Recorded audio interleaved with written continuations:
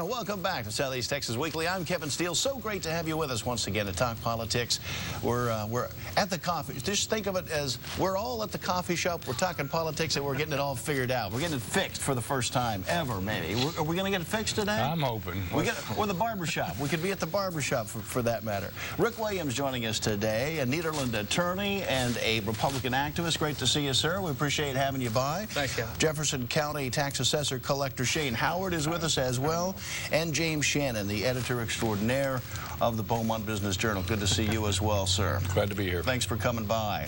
Is it in fact the case that the end-of-the-year budget work and that the payroll tax extension is the issue grand royale for the end of the year, for December? Is it going to be the payroll tax cut that puts these parties back into the, because this budget could be $1 trillion budget.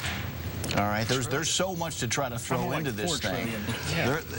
This last budget, you know, this spending that they have to do here at the end of the year, that could be $1 trillion in there.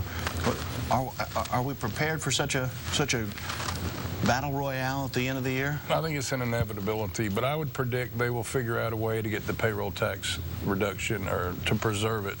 They'll get a way to work that out. I don't see that going down. The problem is each side is trying to attach so much additional baggage to that package. Even surprised by the idea that the Keystone XL language was inserted into the bill? Even surprised when you see that? No, I'm never surprised. More bizarre things have been inserted into bills. Keystone XL, if you want to talk about that, that's a special case. And it was widely attributed that the environmentalists that parked in front of the White House forced Obama's hand. No, actually, it was the Republican governor of Nebraska that said, don't put this thing across our aquifer. And I think, first of all, I think Keystone will ultimately be approved. But I think there's a lot of misinformation about it. And go look at the map in Nebraska. TransCanada came out within 2 days and said, oh, if it's not approved, we'll kill the project. 2 days later, they said, well, we'll go ahead and reroute it around that aquifer in Nebraska. Well, primarily because that governor that you referred to, it wasn't the Republican governor that killed it. And he went to his legislature to address some very key things, and that's where the environmentalists give us a bad rap. We actually did address some very key issues in that. And what happened today is the House did pass out the payroll tax extension along with the Keystone Pipeline. The Senate basically told them, you know, we're not going to pass this thing. Wait. Give us a bad rap. Who's us? Well, those of us who actually promote pro-growth policies here in the United States that aren't afraid to tap into our own energy, or when our neighbors that we're friendly with want to sell us some of the energy resources that they have, that we would like to buy it. Instead of us going to Brazil saying that we're going to prop up their offshore drilling and we're going to support them doing that, and that we'll be their biggest customer and give them a bunch of capital, and at the same time we're shutting down drilling in the Gulf of Mexico. No, wait. I'm not trying to re-argue that case. What I'm saying is Don Heineman, the Republican governor of Nebraska, called a special session of his legislature, which of course Nebraska is the only state in the country with one body. And environmentalists should give him credit for that, because he did have key issues there, and those were addressed. That is not why the Obama administration decided to put the pipeline on hold. Well, that's what they said. I know it's what they said, but that's not the reality. I take them at their word. No, I mean, there's other documentation. Senator Lindsey Graham. That was what the headline said. Graham and some of the other Senate Republicans say that the extension of the payroll tax cuts, that was an Obama idea, that the extension of those cuts robs the Social Security Trust Fund. And so the Republicans put forward this idea to cut about $1,000 off the taxes of the average middle-class family with an income tax credit. Not extending the payroll tax, but extending an income tax credit. What's wrong with that idea, Rick Williams?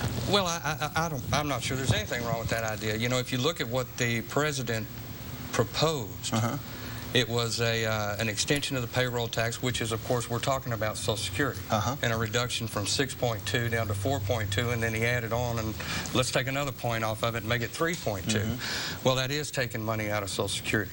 I think the problem with that is that he wanted to pay for it by adding a surcharge to millionaires. You know, folks over $1 million, he wanted to add a surcharge. And I think basically what it's going to end up being is you're going to see the House come back and say, all right, look, here's what we'll do. Instead of having a surcharge on over $1 million for those folks, we will increase their Medicare premiums. Okay. That people earning over $1 million pay. And I think that's probably somewhere where it's going to end up. I do think the payroll tax extension is going to get passed. That's fair. That's a form of means testing, and I think that that's perfectly appropriate. Do you think that's fair? Is that a shell game? Are we just moving one thing? And how much is it about politics? We don't want the president, as you know, if I'm a conservative, I don't want the president to get credit for this payroll tax cut. So you know what? I'll strip it away from. How much is not policy, but just politics? It's all inherently political, but the policy objective at the end of the day is to not take that payroll tax cut away from the folks. Has this recent economic upturn, dramatic upturn, McDonald's sales up 7.4%, James Shannon. McDonald's, the arbiter of economic Kevin, I saw that. I saw that in your notes and about gagged on it. You can use what that means is people can't afford to go to a decent restaurant. That's exactly what it means. So they're bottom feeding off the value menu over there. The dollar menu in air. That's an economic resurgence? The White House says that we have an economic upturn of some sort. Has it provided the president with enough momentum to win next year? Not going to happen? No. You don't see this president having any turnaround at all in his fortunes? I don't think there's time. If you look at what type of economic resurgence would be necessary to put the president in a positive light, I just think that the calendar is too short. It's just not going to happen. You know, we saw the employment numbers come out this month at 8.6. Yeah. And there was some rattling, you know, that, oh, well, that's great. Look, it's going down. Well, yeah, it is going down because people are falling off the off of the unemployment rolls, you know, to the tune of over 300,000. Seasonal jobs. Seasonal jobs are up, which they always are. And here's the other thing. We actually have to have a resurgence. And James is absolutely right. This whole discussion over the payroll tax cut and all this, you know, so a $1,000 income tax credit versus a $1,000 payroll tax credit should not really matter if the goal is to put more of people's money that they've already earned back in their own pocket or keep it from leaving their pocket in the first place.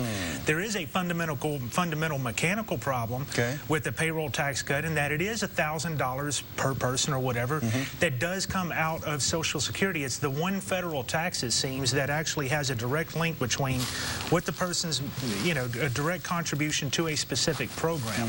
And so one could actually, if they truly wanted to play politics, to say that President Obama is trying to cut Social Security by reducing the amount of money. But since we're talking about middle-class folks primarily, and so it's just this convoluted mess. Everybody's playing games, and the bottom line is we've got to reduce taxes generally. We'll get back into it in just moments. The Newt resurgence. Is it trouble for the White House? James Shannon with that and a whole lot more right after this break.